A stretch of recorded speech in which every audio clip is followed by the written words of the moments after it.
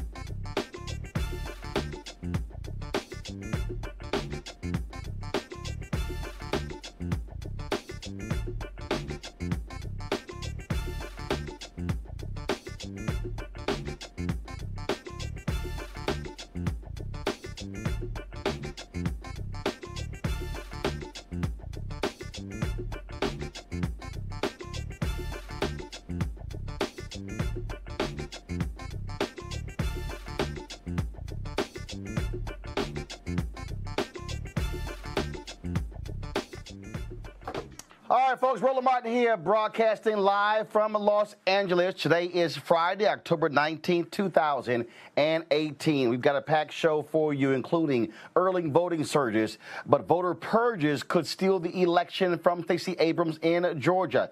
Two major investigative reports on voter suppression came out today. We'll have the journalist Greg Palast, who wrote one of them, right here on Roland Martin Unfiltered. Also, Abrams' opponent Brian Kemp just took down a video he posted 2 years ago that left the distinct impression that it is easy for white males to vote and not so easy for black folks. He took it down, but we've got it, and you'll see it. Also, you will also hear an absolutely despicable radio ad running in support of a Republican congressman in Arkansas. Worst of all, it was produced and paid for by a political action committee run by an African-American man. Trust me, you will find it grossly offensive. The Russians, they continue to try to impact our elections using race to divide Americans before the midterms. A Russia expert, a black Russian expert, is here to tell us how to avoid falling into their traps. And again, Donald Trump has done nothing to stop Russian interference. And on the other side of the fence, we'll talk to the woman who co-founded a political action committee to support black women running for office. We'll talk to her live. Also, President Barack Obama is out with a new video breaking down the excuses people have for voting. Y'all know also I was in Memphis for the National Civil Rights Museum Freedom Award ceremony. Reverend Jesse Jackson Sr. was an honoree and will have some of his great acceptance speech. Plus, the author of the book, Race News, Black Journalists and the Fight for Racial Justice in the 20th Century, is here as part of our series on how the black press impacted civil rights. Folks, it's time to bring the funk on Roland Martin Unfiltered.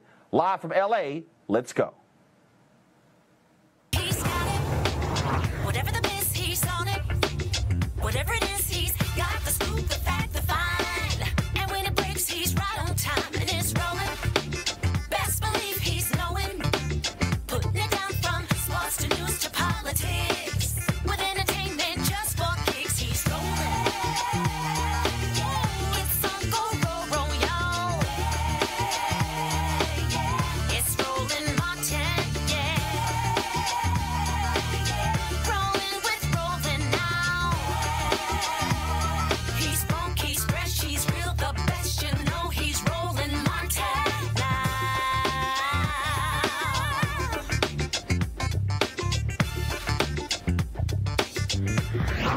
Martin.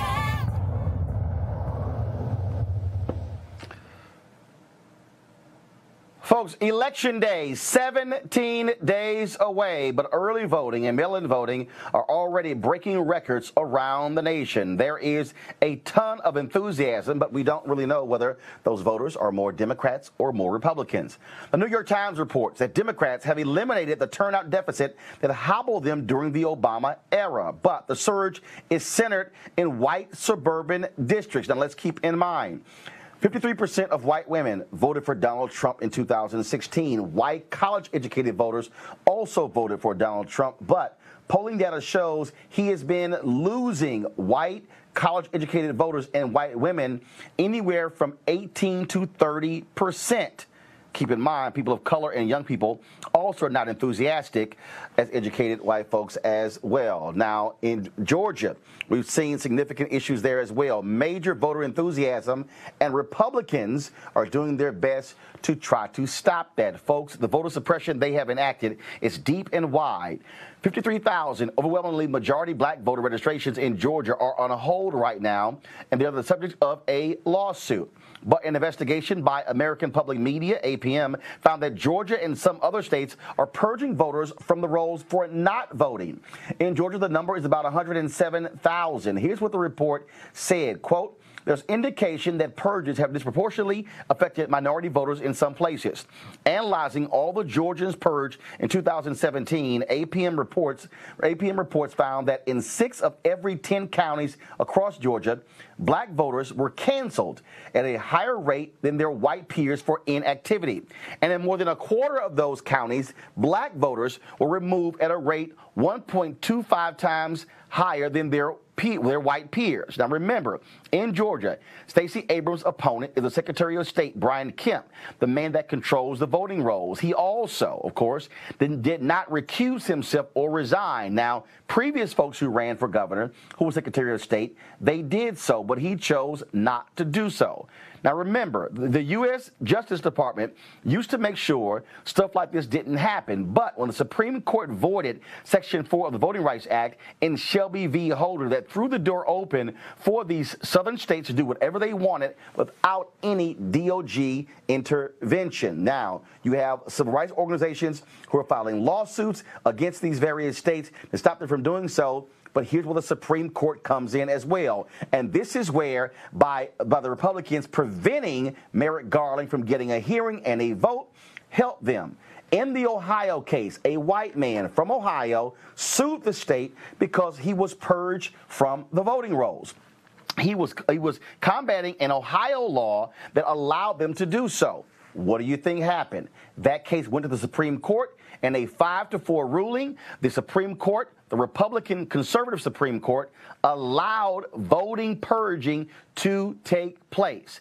As a result, states all across the country follow Ohio's lead, and they've been purging people who have been inactive for 1 or more election cycles. Here's some more of the American Public Media report. Quote, "Of the most common voter suppression tactics studied this year by the U.S. Commission on Civil Rights, a federal agency, voter ID laws, proof of citizenship requirements, purges, cuts in early voting, and polling place enclosures, Georgia is the only state once under federal oversight to have adopted all 5. But that's not the only investigative report and lawsuit today in Georgia. The man behind the report and the lawsuit is Greg Palast, an investigative journalist. He joins us right now. Greg, what we are seeing here, and we've talked about this, and I've covered this for years as a journalist. This is clear and precise efforts by Republicans to try to keep as many people as possible, shave them off the voting rolls in order for them to be able to compete with the surge of black voters, Latino voters, and young voters.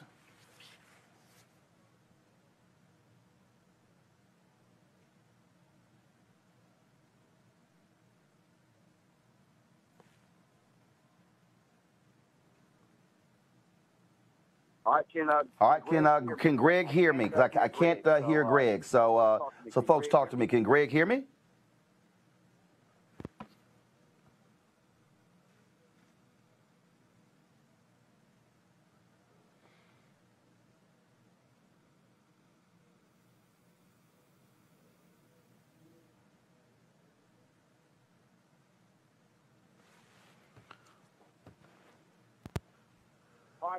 All right, folks, for some reason, we can't hear Greg Palast, so hold tight 1 second.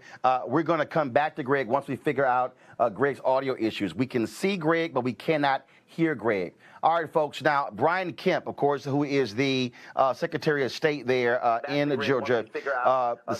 Give me 1 second. See Greg. Secretary of State in Georgia, folks, he is the one who is behind these efforts. Now, check this out.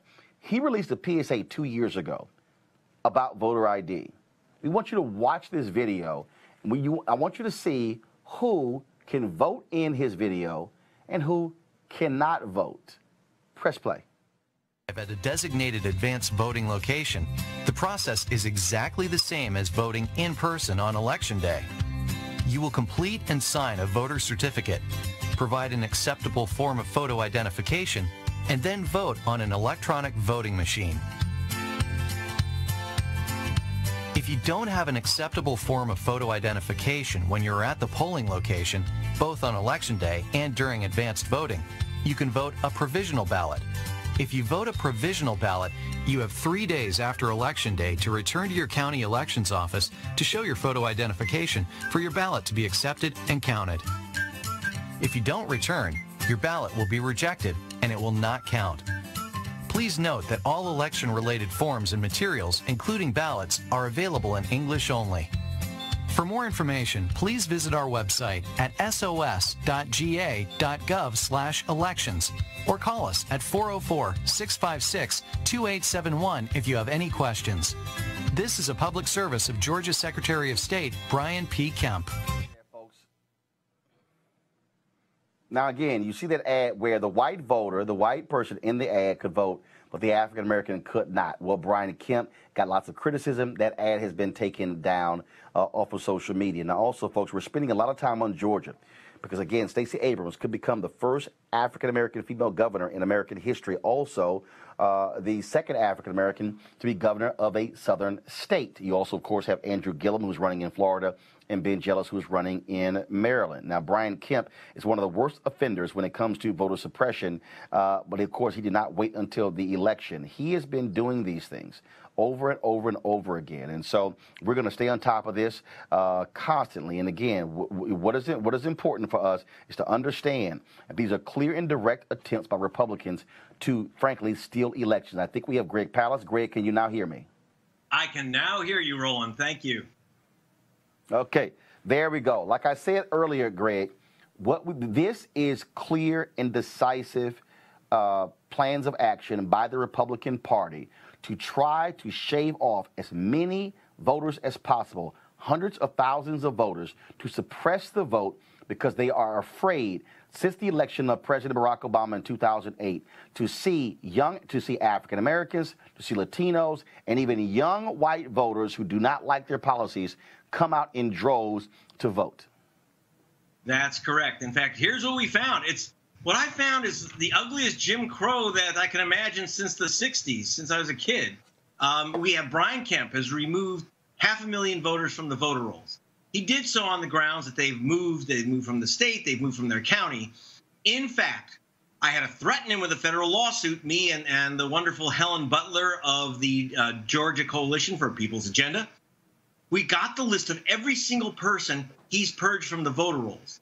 I'm not counting dead people, people in prison, any of that stuff. I'm counting people he said move. I then went to the top experts in voter address confirmation. Now, these are the guys, the catalog companies, you know, the bill collectors, all those who know exactly where you live. So I went to them, and I said, okay, here's all these people that Brian Kemp said moved. They put it through a computer, and it was 340,134 Georgians who were removed from the voter rolls, who still live in Georgia, live at the exact registration address where they originally had registered to vote. They're there, they want to vote, and they got no notice, zero, Joe, none, that they won't be able to vote in November. They're going to show up, those who want to vote, and they're going to be shocked. Now, a few of them went to gregpalace.com, that's my site, saw themselves on the purge roll, and they were able to re-register. Unfortunately, Roland, they were unable, today you can still re-register, but you still won't be able to vote on November 6th. It's ugly and it's racist. The method, by the way, picks out black people, young people, renters, poor people. It's ugly stuff. Greg, here's one of the things that also I think is important that we are seeing. And we focus obviously on African Americans and Latinos, but what the Republicans are also doing, they are targeting young white voters.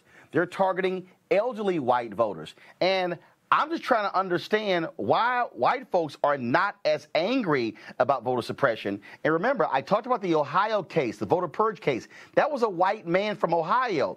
And I have been saying to civil rights groups, stop solely focusing on voter suppression about the impact on black people and Latinos, that they need to be driving young white people and elderly white people. We saw this in Wisconsin, where they say some 200,000 people were impacted by voter ID. Even though the Obama Department of Justice certified that voter ID law, a federal judge called Governor Scott Walker into court and said, why are you dragging your feet on the issuing of voter ID laws? These laws are impacting young white people and elderly white people. Well, I can tell you it hits home.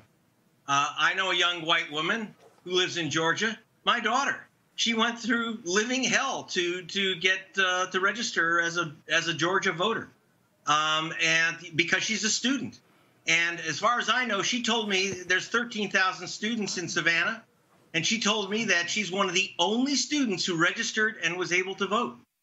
They are doing their level best to remove the young white voter, because the young white voter and the middle-aged African-American voter vote, they're the same color voter. It's called blue, Democratic. That's what they're getting rid of. And low-income voters. Low-income whites, by the way, tend to vote Democratic in Georgia, despite the image of, the guys in the pickup trucks at the pig roast. But I can tell you this. I asked Brian Kemp about it. He refused to meet with me. So I went and I literally followed his campaign bus and stopped at a barbecue joint in a place called Noonan, Georgia. And in Noonan, I just wanted to ask him some questions. I said, well, are you purging the voter rolls of black voters and young voters so you can get elected? Why do I have to file a lawsuit to get the name of the purge voters? He had two of his galoots grab me and hustle me off this property. By the way, the owner of the property is unhappy. He says, I don't throw people off of my property. But, the truth is they don't want to answer the question. So now I am taking Brian Kemp into federal court. I filed this very morning in federal court in Atlanta. If he doesn't want to answer my questions next to his campaign bus, then excuse me, sir, you're going to answer the questions in front of a federal judge. My questions and the questions of the voting rights movement of Atlanta. We got a lot of support today from Gerald Griggs of the NAACP in Atlanta, from Joe Beasley of Rainbow Push. I got to tell you, but here's a sad one. While I have a lot of help from the African American press and young progressive press, like things like the Atlanta Journal-Constitution are missing in action. The new Jim Crow is very uninteresting to the establishment because the establishment benefits by having their establishment candidates, and they're not going to give up that power so easily in Georgia. All right, Greg Pallas, we appreciate you being on this case. And again, we're going to keep pressing this issue. We're less than 20 days from Election Day, and we're going to do all we can to ensure that we call out the GOP as much as we can. We certainly appreciate it. Thanks a lot. You're very welcome, Joe. I'll be back. Roland, bye. All right, then again, folks, as we say, if there's a problem, you have to go when it comes to voting, you have to go see the county registrar. So today, the lawyers fighting the 53,000 registrations in Georgia on hold filed another motion to allow people to prove their citizenship right at the polling place. Now, because otherwise they would have to travel to a county office and then go back to the polling place to vote. As the lawyers wrote, this is burdensome for anyone, but particularly for those who reside in large counties, who rely on public or shared transportation, who typically walk to their polling location, or who have jobs or other time constraints that limit the amount of time they can spend voting. Right now, I want to go to my panel to talk about this here so they can also weigh in on this in terms of what is going on. So let me first bring up Eugene Craig, CEO of the Eugene Craig Organization. Also joining us is Cleo Monago. Super Black is in the house. Cleo, glad to have you there as well. First of all, I want to make sure you guys can hear me. Eugene, you're there? Loud and clear, brother. Loud and clear. We hear you. All right, Cleo, you there as well? Yes, I hear you. Dr. Cleo Monago can hear you. Okay, so say it again. I said Dr. Cleo Monago can hear you. All right, there we go, Super Black. And we also have, of course, Brandon Cooper with Prince George's County Republican Party. I'm gonna go to you first, Eugene. The thing here again, when we talk about Republican and voter suppression, it's amazing to me how I hear people go, oh no, this is a voter suppression. When you see the purging, when you see what is happening in terms of on Monday, when you had a county official, when Black Votes Matter, they were going to take 30 senior citizens to the polling place, and some county official called the Senior Citizen Center and said, get them off of the bus because they said, oh, we're concerned with a third party taking them. A third party can drive people to the polls. Absolutely, absolutely. I mean, you know, the voter suppression tactics and operation are in full swing in Georgia and multiple other states. You know, to have 500,000, you know, voters, largely African American, purged from the voting rolls for no other reason, for literally no reason. I mean, it's been proven that, you know, quote unquote voter fraud largely is non-existent at every level. But you know what's going on in Georgia with these voter suppression tactics are absolutely despicable. They're racist. You know, they shouldn't be taking place.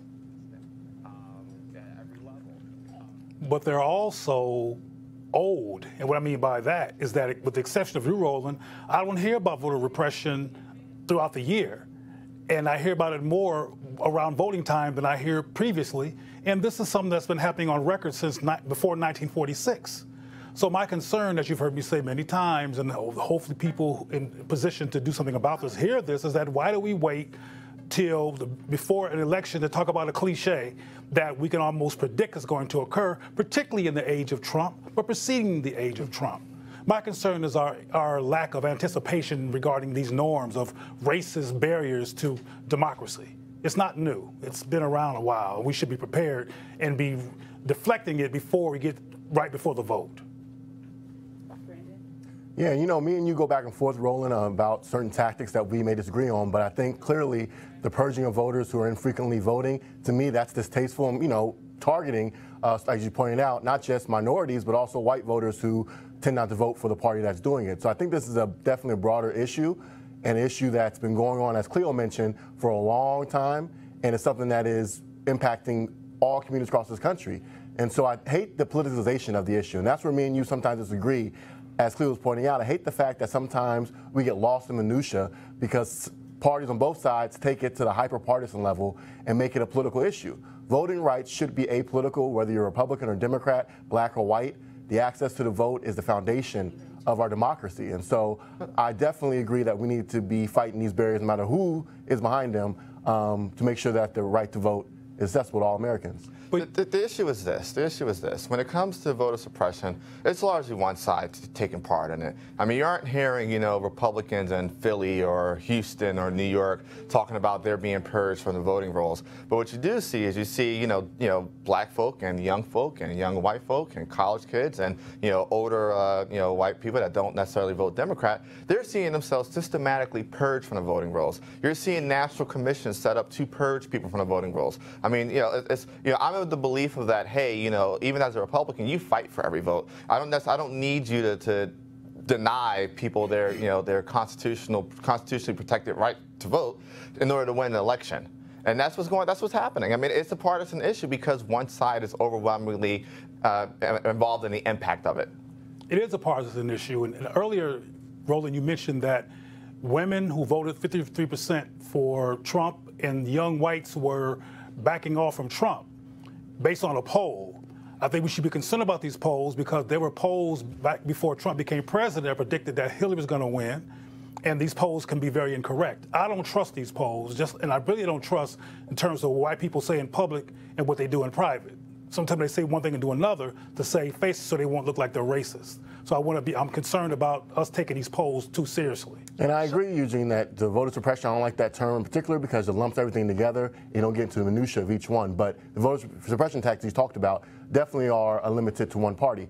But voter disenfranchisement, I do not think is limited to one party. And you look at here in Maryland, we talk about that a lot. But the NAACP back in 2010 came out with complaints against the Democrat-controlled legislator in Maryland for chopping up black communities in order to, again, get favorable districts for Democrats. And so I think the issue of voter disenfranchisement is definitely visible on both sides of the aisle. Brandon? Yes, sir. Yes.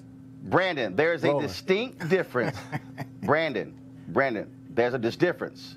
There's a difference between gerrymandering and voter suppression. Gerrymandering is a fundamental problem in this country. Right. The Supreme Court recently, in the case they had in Wisconsin, they booted it back to the lower court, and they never really decided it. The issue that we're talking about here is, again, when you have all these tactics being used to shave people off the polls. And Eugene, I got to ask you, and I've been saying this now for 2 or 3 years. When are we going to see a group of black Republicans stand up and say, damn it, Republican Party, stop suppressing people's voting rights, especially African Americans? I'll give you a very candid answer. You may see a small select group emerge to do something like that. There are some discussions taking place, but you probably won't see a larger group, especially among the super MAGA folk. I personally, the super Make America Great Again folk, the super MAGA folk, the folk that run around the red hat, as if it's, their Superman cape. But I can tell you personally, and if you want a record of it, I can give you a record of it. I've asked, I'm in part of a group of about 60, 70 black Republicans, and I said it straight up. I said, listen, when are we going to take a stance against this? Anybody down for oppressor? I had one person respond. The Katrina Pearsons were silent. The Lynn Pattons were silent. You're super. You have a lot of folk that as long as their vested interest is in working through the party system, or making sure they don't piss off Team Trump, or make sure that they can be the voice of hey, this isn't necessarily quote unquote racist. You're not going to see it. But I can say that on the flip side, there is a small group of black conservatives, black Republicans that are talking through and working through just that. Coming together and putting our foot down and saying, listen. If you want us to go out and grab black votes, if you want us to help diversify the party, if you want us to take the message to communities that you are terrified and afraid to step into, then you need to do your part and stop with these voter suppression tactics. At the risk of offending, my Republican brothers who might be an exception to this, from my experience in talking to Republicans, which I do all the time, black Republicans, many of them become Republican as opposed to Democrat to step away from race-based discussions and race-based politics and want to be more neutral, more capitalist-oriented, or do something other than what the Democrats do, which is often so-called race bait. So the idea of taking an opportunity to discuss the real issue of racism and racism-based voter repression doesn't compute, because now they got to talk about race, which is one of the reasons why them stepped into the Republican Party in the first place. years. So you keep asking that question, Roland, but there's a kind of a meltdown that occurs. Because I've been hearing you ask. I knew you were going to disagree. But whether you disagree or not, I've watched Roland, and I myself have been connected to the show for some years, have asked the same question: why you black folks won't step up for black folks? Why you black folks won't step up against white racists who are predominantly in your party against what they're doing to purge black people from the voting opportunity? And I keep getting crickets. If we talk, let's talk some facts here. All right, let's talk some facts here. Okay, so hold one second. I want Brandon to respond, and then I gotta play this next ad because I can't wait to hear the three of y'all gotta say about this one. Brandon, go ahead. All I'll say, man, you called me up earlier talking about the issue between gerrymandering and voter suppression. I pointed out, and I agree with you 100%, as I said, that the tactics of the Republican Party to purge voters from the rolls who don't vote frequently is limited to our party, and it is wrong. So don't try to walk over that aspect as if I'm not agreeing with you. What I was saying was the issue of voter disenfranchisement is an issue. I know you don't want to talk about it because it goes beyond your narrative that you're trying to push, but it is an issue that matters to me, and I think it should matter to your viewers as well. Whether it's the Republican Party or Democrat Party doing it, we're talking about voter rights here, and I'm just saying I was trying to expand it to the topic of disenfranchisement that's happening when Democrats gerrymander black communities to lessen our influence at the polls. This is something the NAACP has called out as well. So that was my point. I was not trying to walk past the voter suppression topic, which I agree with you on. I was just adding another layer to the topic. But back to Cleo's point about the politicalization of it, I think, again, part of the issue where we disagree at is the hyper-partisan nature of this conversation that is used to push your narrative. Going back to that video you showed about Kemp and the video of the black voter that you conveniently left off the fact that there were actually 3 videos that were produced. And there was one of the other videos that produced showed a black boy, African-American boy, who was able to vote. And so again, you limit it. No, but again, because it causes controversy in this nature. But again, the hyper-partisan nature of it that's used to push your narrative while you leave out facts that don't agree with your narrative. There was another video that you not show. When you don't have a history of blocking black people, that's what happens. All right, guys, hold on one second. Oh my God, really quickly. 1 second. 1 second. I need everybody quiet. What you're seeing, Roland, what you're seeing right here. I need everybody quiet. Yeah. Here's the deal. Voter registration deadlines for the next 4 days. October 22nd, Alabama, California, South Dakota. Those are your deadlines. October 26th, Nebraska. That is your deadline. October 29th, the state of Washington. That is your deadline. October 30th, Utah and Connecticut. Those are all of your deadlines to vote. And so, again, we want you to do your part. To get out there and vote and deal with that. And so we want to make sure, again, that you are dealing with that. I got to do this here, folks. And so someone from Arkansas sent me this radio ad, which is running on black radio stations in Arkansas in support of Republican Congressman French Hill. I'm going to play it, and I can't wait to have our panelists react. Folks, brace yourself for this actual ad being put out by a black Republican group. What do you think about what's happening in Washington? Our Congressman French Hill and the Republicans know that it's dangerous to change the presumption of innocence to a presumption of guilt, especially for black men. If the Democrats can do that to a white justice of the Supreme Court with no evidence, no corroboration, and all of her witnesses, including her best friend, say it didn't happen, what will happen to our husbands, our fathers, or our sons when a white girl lies on them? Girl, white Democrats will be lynching black folk again. Honey, I've always told my son, don't be messing around with that. If you get caught, she will cry rape. I'm voting to keep Congressman French Hill and the Republicans because we have to protect our men and boys. We can't afford to let white Democrats take us back to bad old days of race verdicts, life sentences, and lynchings when a white girl screams rape. Paid for by black Americans for the president's agenda. Not authorized by any candidate or candidates committee. Damn. Black Americans for the President's Agenda is headed by Vernon Robinson, who's going to be on Roland Martin Unfiltered on Monday. Now, Congressman French and his opponent, Clark Tucker, both have condemned the ad. Cleo, what do you think? Okay, that was an ad by black Republicans? Republican. Vernon, yes, a black Republican group took that ad out in support of the white Republican running in Arkansas, saying that if you vote for the white Democrat, then you're going to be voting for somebody who's going to put black people in jail for dating a white woman. That's a sign of schizophrenic desperation. I mean, damn. I'm just going to, this is unfiltered. I can say damn, right? Okay, because damn. I mean, that's very interesting. I have never heard on tape what black Republicans take that approach. Now, I want to ask my Republican brothers, is this an anomaly, or is this something that has been done before among people who are called black Republicans? I'll say this. I got a couple points here. First and foremost, Vernon Robinson is a scam pack artist. Anybody that could do any research on him and look and see what he did with Ben Carson's super PAC, Run, Ben, Run. I mean, you raise $12 million. You literally spend like 12.3 and after you take his cut.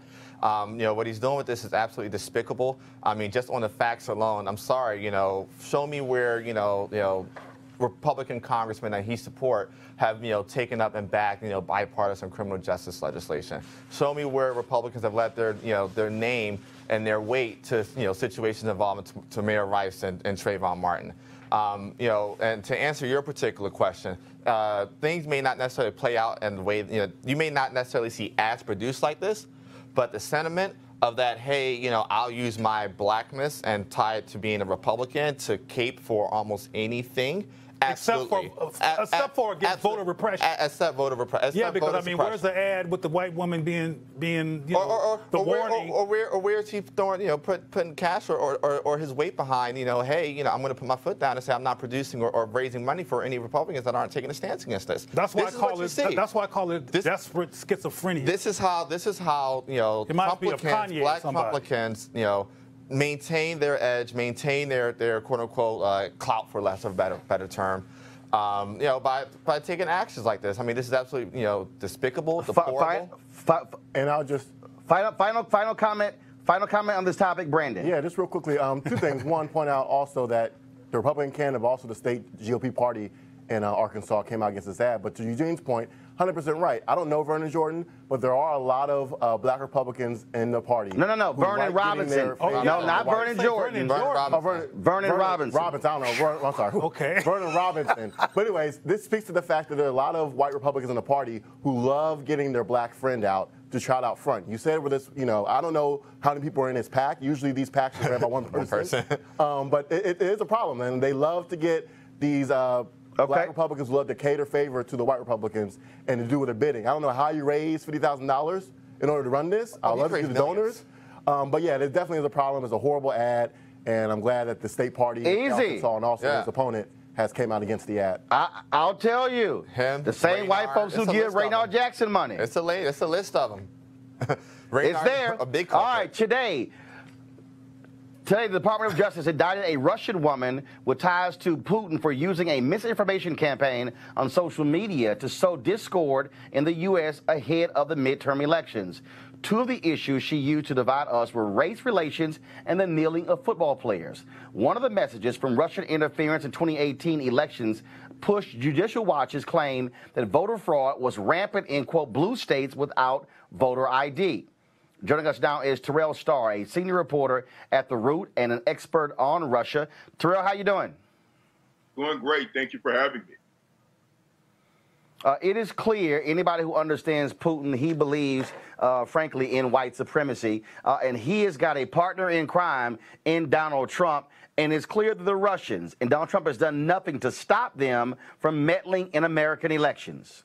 Right, absolutely. And one thing that we have to consider in all of this is that on the American side, what has the White House done to educate the public about disinformation campaigns? In fact, Mr. Trump, he consistently, for a long time, has denied Russian interference at all. Then he kind of stutters steps and says, well, yeah, maybe they did. Ultimately, and I've reported on this throughout the year, is that the American election system, whether it be cybersecurity with our critical infrastructure or through disinformation campaigns, our American states are very much unprepared for it.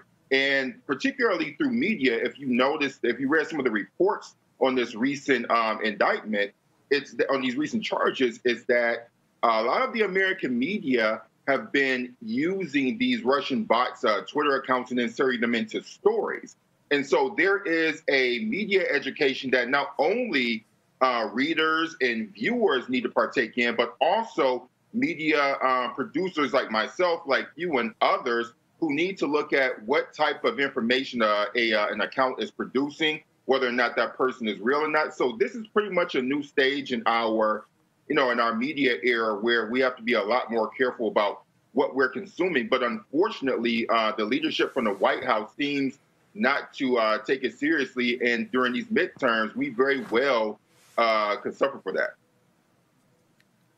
And of course, to have the Department of Justice make this move, I mean, it's critically important because Vladimir Putin also recently gave a speech where he said that America's iron grip on the world, frankly, is loosening, is almost extinct. I mean, this is a man who, again, wanted to destabilize the United States, and he clearly favored Donald Trump.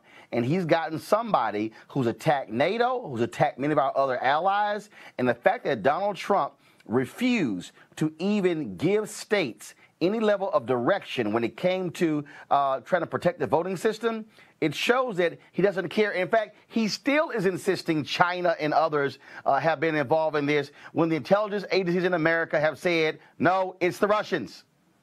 Well, that's very true. But one thing you have to realize is that, like, President Vladimir Putin, Donald Trump is pretty much somebody who's turned the White House into a kleptocracy, just like Putin has turned Russia into a kleptocracy. Trump is very much, he has authoritarian tendencies. The only reason why America has not declined even faster is that we do have a civil society. We do have structures in government that protect against overpowerful and overzealous executive office. That's just not the case in Russia. And so you see Trump as somebody who really wants to be a dictatorial character. But again, the only thing that's maintaining that is our civil society. Now, and I talked to a lot of my colleagues about this, particularly my white journalist colleague. Ultimately, what is America learning about its own racial issues? So we can spend so much time talking about President Putin and what he's done through the Kremlin to approve disinformation campaigns, cyber attacks. But ultimately, what about the racial issues that are going on here? Because ultimately, all that's doing is stoking up and really taking advantage of issues that took place long before Russia became involved. And so that's the wider conversation that we must have. And I think the number one culprit in not really leading the conversation on this has been mainstream media. And so you can point to Russia, you can point to the Kremlin, or wherever entity in Russia you choose. But ultimately, these are people who are choosing to believe this information. So what about them? What about their education? And that comes down to having very difficult conversations about race that people are not willing to have. And ultimately, that's something that you can't leave at Russia's doorstep. All right, Terrell Starr, I appreciate it. And one reason I wanted to have you on, because it's important for us to show that there are black people who are experts in Russia beyond Condoleezza Rice. And I know you're working on a book on that, so I appreciate it, brother. Oh, thank you very much. All right, thanks a bunch. Folks, we talked about the importance of black women when it comes to getting the vote out, but what about electing black women? There's a political action committee called Higher Heights Political Action Committee that is doing that, focusing on black women governing. Their focus to educate, train, and elect the next generation of black female politicians. Joining me right now is the co-founder of Higher Heights, Kimberly Peeler Allen. Kimberly, how you doing? I'm well. How are you? Great to have you. We're seeing Ayanna Pressley, of course, who is running for Congress from Massachusetts. We're seeing, look, you've got a sister who is a former Teacher of the Year in Connecticut who is running. You've got a black woman, of course, who's in Congress now from Delaware. And we are seeing black women step up in so many different places across the country. But one of the issues they have is the lack of funding and the resources and support to help them run for office. Absolutely. The barriers for black women to step into elected leadership are unfortunately very great, but we're seeing at this time this unprecedented number of black women running at the statewide, the federal, and the local level. And in this climate, the electorate is ready for Black women's leadership. So we're really excited about the opportunity to elect, hopefully, the first Black woman elected governor in our nation's history in Georgia, as well as growing the number of Black women in Congress from 20 to hopefully 26 to 28. How much money has your PAC raised, and what are your long-term goals? Are you only looking at women who are running on the congressional side or the United States Senate, or are you looking at statewide as well as county, city, local races as well? So Higher Heights for America PAC is supported by the members of Higher Heights for America, and we are really focused on not just contributing directly to our candidates, but also mobilizing Black women across the country and our allies to support these candidates. So whether it is making sure that we have a robust volunteer operation going into all of these campaigns, or that they are hosting their own fundraisers and supporting events and supporting the campaigns, and as well as talking about their campaigns on social media. So we are focused right now on candidates at the federal level, as well as statewide executive office, and the mayors of the top 100 cities. So last year, we were very focused on making sure 2017 was the year of the Black woman mayor, and we went from 4 Black women mayors to now 7, which is a record high, serving simultaneously.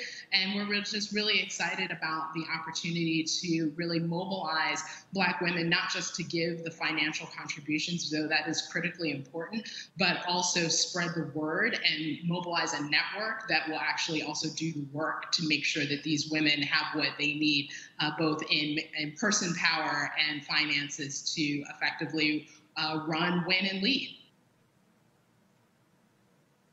All right, then. We're Kimberly Peeler-Allen. First of all, how can somebody reach you if they want to support Higher Heights Political Action Committee? You can find us on the web at higherheightsforamericapac.org. On social media, we are at Higher Height PAC on Twitter and on Facebook. All right, Kimberly Peeler-Allen, we appreciate it. Thanks a bunch. Thank you. All right, folks. On Wednesday, I was in Memphis, of course, for the 27th Annual Freedom Award presented by the National Civil Rights Museum. This weekend, Roland Martin Unfiltered, we are going to be live streaming, restreaming that award ceremony. Among the 3 honorees were Reverend Jesse Jackson Sr. and Vice President Joe Biden. This is what Reverend Jesse Jackson Sr. Had to say during his acceptance speech before the packed audience at the Memphis Orpheum Theater. We're here tonight not because Dr. King died, because he lived.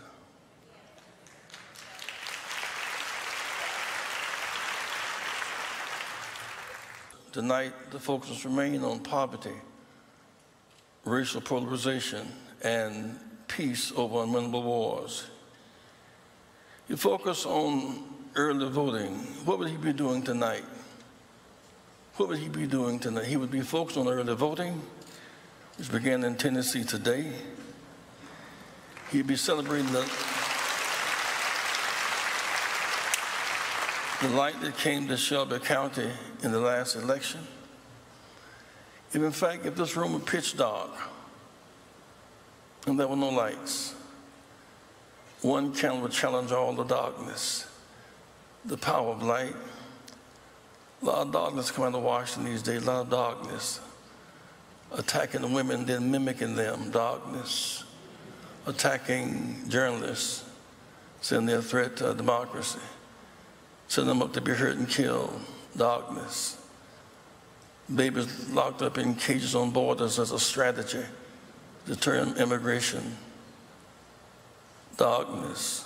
Attacking our neighbors, the north and Canada, the south and Mexico, Germany and Britain, darkness. Attacking NATO, giving a comfort zone to Putin, darkness. And yet, when it's darkest, you see the stars more clearly. It's dark, but there's O'Rourke in Texas. There's a light coming out of Texas.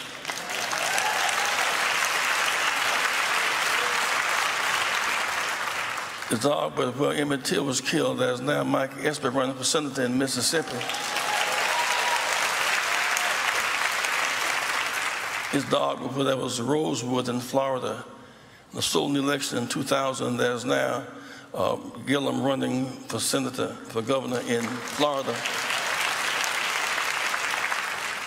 His dog in Georgia, where Maddox held up an axe handle to threaten our freedoms, and now Stacey Abrams is going to be the next governor of Georgia.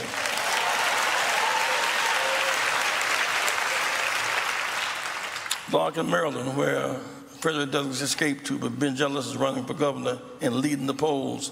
Give it up for Ben. Memphis has never gotten its fair deal in this analysis of this season. Memphis is the capital of the Delta. And while we as Christians appreciate the role of Bethlehem, our redemption comes from Calvary. The resurrection does not take place far from the crucifixion. Atlanta is not the king's Bethlehem, but Memphis is his Calvary.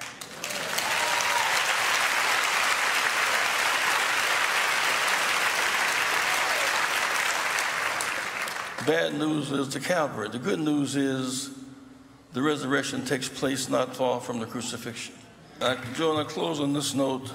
When Jesus was crucified, they went back to the tomb, but he was not there. They didn't have a lot of celebration around the tomb. He was not there. We go to the museum, but he is not there. He is searching for people to register and vote and regain their sense of consciousness and confidence. He is somewhere making crooked ways straight and exalting valleys. He's somewhere trying to free the unjust jailed. He knows that there are those who are free should be jailed, and there are those in jail who should be free. He would be somewhere tonight trying to exalt us to another level of consciousness and love one another as he has loved us. Lastly, we learn to survive apart. But we have a greater lesson, learning to live together. The Civil Rights Movement won in the South. We couldn't use a single public toilet. We couldn't rent a room at the Holiday Inn with money. We couldn't buy ice cream at Howard Johnson's. Black and brown soldiers sat behind Nazis on the American military base in 1962. But tonight, we have won those battles. And so I say to you tonight, don't give up, and don't go weary of well-doing. There is still yet a great kingdom. I've seen a lot in my life and time, but my spirit leads me to feeling good about tonight, because in all I've seen, all the places I've been, I have never seen the righteous forsaken. Not their seed beg for bread. God bless you. I can go in between 4 and 4. All right, folks. First of all, we're going to go to a break right now. Thank you, Reverend Jackson. Don't forget, we're going to be live streaming. The Freedom Awards this weekend. Also, just so y'all know, I'm broadcasting live from the Young Turk studio here in Los Angeles. And then in about 10 minutes, I'm actually going to be going live with the Young Turks. And so I'm also communicating with their producers. So when I finish, I'll be walk right over to their studio and join them there. So right now, I'm going to go to a break. And then we come back. We're going to talk with a book author about the power of the black press historically. This is Roland Martin Unfiltered. I don't care about politics. Look, I don't care about Pokemon, but that doesn't mean it won't keep on coming back. That's actually what people in power are betting on, that you'll check out, that you won't vote. And when you opt out, that's what allows other people to essentially fill that void. It allows them to do nothing about the things that you'd like to see government do. So if you really want to throw a wrench in their plans, throw them out. Vote in somebody better. Next, why bother voting when I can't relate to the candidates? Now, this is actually a good question. For way too long, politicians haven't been representative of America as a whole. But that's changing this year. More women are running for office than ever before. More LGBT candidates are running for office. First-time candidates, young veterans of Iraq and Afghanistan, young leaders from across the political spectrum. So this year, more than any other year, you have the chance to change the face of politics so that it looks more like your own. You remember those hearings where members of Congress were asking Mark Zuckerberg questions like they'd never used the internet before? That's because they haven't. Here's your chance to vote for people who actually know what the internet is. All right, folks. Also, I'll take a little break right here, talk about one of our sponsors, freeprints.com. If you're like me, you want to be able to sometimes print out photos, not just email folks or airdrop those photos, then you need to have a source. Well, freeprints.com allows you to get 1,000 photos, 1,000 4x6 photos that you can actually print out at a nominal cost. They'll be shipped directly to you. You can print not just from your phone, but also from Instagram, Facebook, or even Twitter as well. It is the top app out there, some 100,000 5-star ratings. If you go to Google Play or go to iTunes, you can actually download their app, freeprints.com. But do me a favor, when they ask what you hear about them, what's the promo code? Put in the name Roland, R-O-L-A-N-D, so they know that our followers, our viewers, are the ones where they actually saw this. And so we would certainly appreciate you do that. And so support those who are supporting us. So I want you to support freeprints.com. All right, folks, as you know, I'm very much about black media and the importance of black media. And there's a new book out that talks about how critically important black media is, even in this time right now, in terms of we're looking at the election. Cleo made the point early in terms of not hearing as much about voter suppression on other networks as you're hearing right here on Roland Martin Unfiltered. That's the case with the Tom Joyner Morning Show. That was the case when I had my TV One show.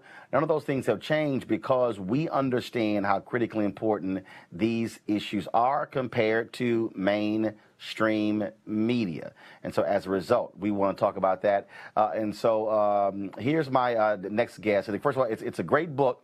And I want you guys, his name is, of course, Fred Carroll. His name is Fred Carroll. And so the book is called Race News, Black Journalists and the Fight for Racial Justice in the 20th Century. Fred, glad to have you here. Well, thank you, Roland. I appreciate you asking me to be on. Bottom line is this here. When you look at the 20th century, it hasn't changed in the 21st century, that the people who care most about black people are those who are black journalists who are getting those stories told. Yeah, I think that's true, and that if you look at, and I think that this all goes back to the doctrine of objectivity, right? Objectivity defaults to the status quo, and so by defaulting to the status quo, that means that any group that is marginalized in society is going to struggle to have their voices heard, even as the mainstream press has shifted from being an exclusively white press to being a more inclusive press. And Fred, when you talk about in terms of the roles there, we're even seeing it today among black journalists that the issues that we know are critically important to our people, we know how to talk about them. In fact, the other day, the folks with the Common Good, they actually have a political panel taking place at Hunter College next week. And Hunter College is 65% people of color. The political panel discussing the 2018 midterm elections is all white. A perfect example of leaving out critically important voices. Yes, right. Well, the problem, so with the doctrine of objectivity, right, is that there's no reform impulse there. And so my book, looks at black journalism across the 20th century. And one of the things that I look at is how the commercial black press, and here we're talking like the Pittsburgh Courier, the New York Amsterdam News, Chicago Defender, Baltimore Afro-American, those types of newspapers, what they do after World War II, as the Cold War's taken shape and as anti-communism is growing as a movement, they distance themselves from the radical impulse that had actually, I think, enlivened their journalism in between the two world wars. And once they remove this sort of radical impulse with very good pragmatic reasons, right? They're trying to protect their businesses. But what they do is they sort of rob their journalism of a sense of mission, of a sense of posing an alternative to a racist status quo. And I think that you can see parallels, right, like with that to objectivity today, because objectivity doesn't come at a viewpoint from a moral perspective. Right, it'll just say, well, this side says this and this side says that, and then I think that what the journalists, black journalists throughout the 20th century were doing was like, yeah, this side says this side says this, and this side is trying, but this side is trying to actually uphold the promise of the Declaration of Independence. This side is actually trying to say to fulfill America's highest ideals, which is something that objectivity never really allows journalists to maneuver and try to fulfill. Yep. All right, then. The book is called Race News, Black Journalists in the Fight for Racial Equality, Racial Justice in the 20th Century by Fred Carroll. Fred, we certainly appreciate it, man. Thanks a lot. No problem. Thank you. All right, folks, we got about 3 minutes left in our show. I want to go to my panel. We talked about higher heights, trying to get black women to run for office. Reverend Jackson's comments with the Freedom Award, of course, that book as well. All right, Eugene, you can start. You can address any one of those. Go. Yeah, I think higher heights is absolutely needed. Going from 2018, 2020, 22, and beyond, when you empower black women to run for office and put them in power, you see communities change overnight. I just want to mention, Cleo Monago. Yeah, I want to mention that I'm glad that you uplift Jesse Jackson, because a lot of people forget him among the young people, so maybe they'll remember him because of your efforts. But what he said about Ben Jealous in Maryland is not true. Ben Jealous only has like 20% of the vote according to polls. Also, one of the questions that came through my mind during the segment on black women being more involved in politics and getting these positions is I want to have a conversation maybe another day about what difference is this making on the ground in terms of things improving for black people, that black people get into these traditional positions of politics. That's a discussion that we don't have time for, but that's what crosses my mind, is what difference does it make? And I know that when Obama was president, when it came to knowledge and beliefs and attitudes among black people, didn't a lot of things change regarding them feeling more empowered politically? Matter of fact, as you know, when it was time to go to the polls to vote, a lot of people still didn't turn out. So I'm just wondering, what difference does it make beyond symbology? Yeah, and just piggyback on that, I know you mentioned, we always talk about how black women are the most loyal demographic for the Democrat Party.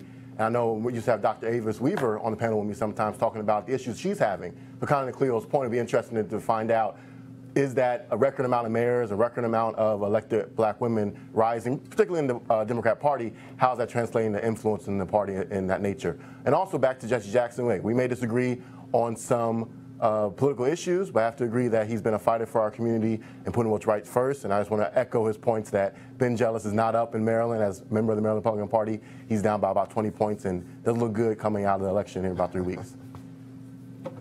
All right, folks, let me thank all of you for being with us and all of our guests today. Folks, don't forget, you can support RolandMartinUnfiltered.com, this show by going to RolandMartinUnfiltered.com and joining our Bring the Funk fan club. We certainly appreciate that. Folks, don't forget, we'll be live streaming all of our shows this weekend, including my conversation one-on-one last night with Jason Whitlock, and the Freedom Awards from the National Civil Rights Museum. We'll be live streaming that this weekend as well. Plus, I'm here in LA for the Taste of Soul. Look out for that live stream as well, folks. This is why we are here, giving you stuff nobody else will, because this is no laughing matter. We can't spend our time talking about jokes and just watching the same sort of nonsense. We need to be feeding our minds plus feeding our souls. Folks, thanks a bunch. Y'all have a great weekend. For everybody here in LA with Roland Martin Unfiltered, have a great one. Holla!